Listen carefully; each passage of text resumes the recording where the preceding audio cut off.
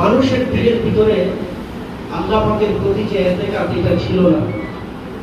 যখন বাংলাদেশের মানুষের দিলের তামান্না এমন হলো যে এই দেশের প্রশাসন থেকে শুরু করে বহির বিশ্বের যত মানুষ আছে সমস্ত মানুষ শেখ হাসিনার পক্ষে, থানাগুলি শেখ হাসিনার পক্ষে, সমস্ত গোয়েন্দা সংস্থা এই সরকারের পক্ষে। সুতরাং এই সরকারকে আল্লাহ ছাড়া, কুদরতিভাবে ছাড়া কেউ হটাইতে পারবে না।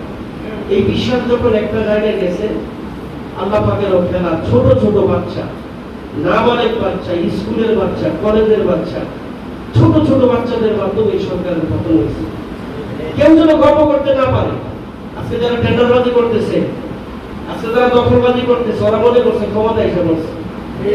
ওরা তো এদের স্বাধীন করে নাই, এদের স্বাধীন করেছে বৈষম্য বিরোধী ছাত্র আন্দোলন এবং এই বাংলাদেশের সর্বশ্রেণীর জনগণ তাদের পাশে ছিল, যার কারণে আজকে এমন হয়েছে। যাত্রাবাড়ি থানায় গিয়েছিলাম এই মামলা করার জন্য, সেখান থেকে একটা সুদাও নাই। ডেমরা থানার 3 তলাতে যাত্রাবাড়ি থানার কার্যক্রম চলতেছে। আজকে প্রশাসনের দিকে তাকাইলে বোঝা যায় বাংলাদেশের সবচেয়ে বড় বুজুর্গ মানুষেরা হেফাজতের নেতা গেছে, ওনার সামনে বসেই না, দাঁড়াই থাকে। যতক্ষণ পর্যন্ত আপনি না বলবেন যে ভাই বসেন, উনি বসে না, দাঁড়ায় থাকে। এই যে বৈষম্য, এই যে গোটা বাংলাদেশকে কুক্ষিত করে রেখেছেন, এই জনগণের সেবক হয়ে যখন তারা পক্ষকে রূপ ধারণ করেছে, তখন মানুষের ভিতরে ক্ষোভ সৃষ্টি হয়েছে। আমি বিশ্বাস করি এই দেশ আপনার আমার, এই দেশ আপনাকে আমাকেই সাজাইতে হবে।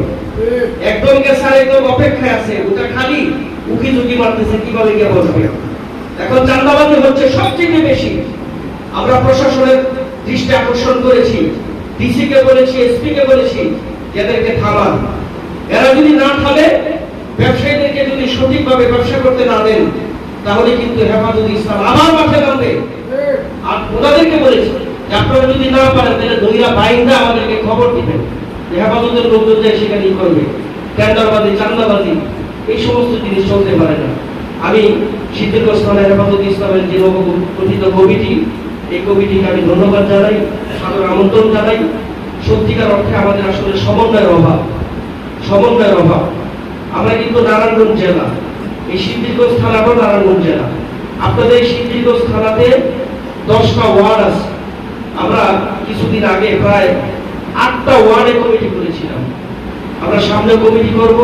কেন্দ্রের পক্ষ থেকে নির্দেশনা আছে যে হেফাজতে ইসলামের প্রত্যেকটা ওয়ার্ড ভিত্তিক কমিটি করার জন্য, এই সংগঠনকে শক্তিশালী করার জন্য যা কিছু আছে আমরা তাদের সাধ্য অনুযায়ী এই সংগঠনের প্রতি আমরা নজর দিব। আল্লাহ তাআলা আমাদের সকলকে তৌফিক দান করেন। ও আখির দাওয়ানা আলহামদুলিল্লাহি রাব্বিল আলামিন। আসসালামু আলাইকুম ওয়া রাহমাতুল্লাহ।